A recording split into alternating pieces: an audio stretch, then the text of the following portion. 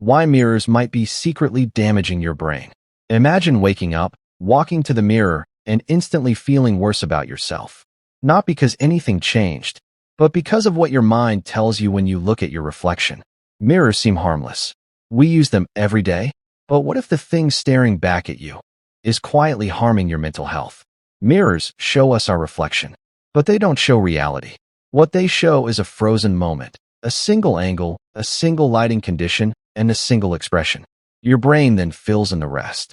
Instead of seeing yourself objectively, your mind starts scanning for flaws. A small blemish, uneven hair, a wrinkle, weight changes. Suddenly, that tiny detail becomes the only thing you notice. And the more you look, the worse it seems. Psychologists call this behavior mirror checking. It happens when someone repeatedly looks at themselves to confirm something about their appearance. It often starts small, maybe checking your hair, maybe checking your skin. But for some people, it becomes a habit that feeds anxiety and self-criticism.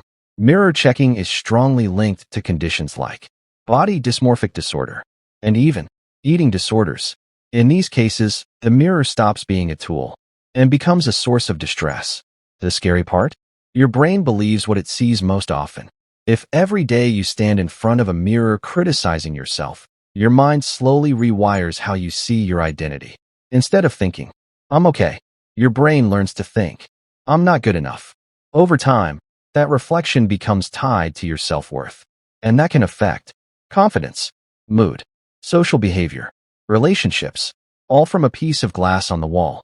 Before smartphones, mirrors were the only reflections people saw daily.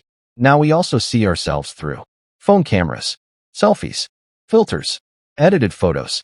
Apps like Instagram and TikTok constantly expose us to perfect appearances. So when we look in the mirror, our brain starts comparing, not to reality, but to an impossible standard.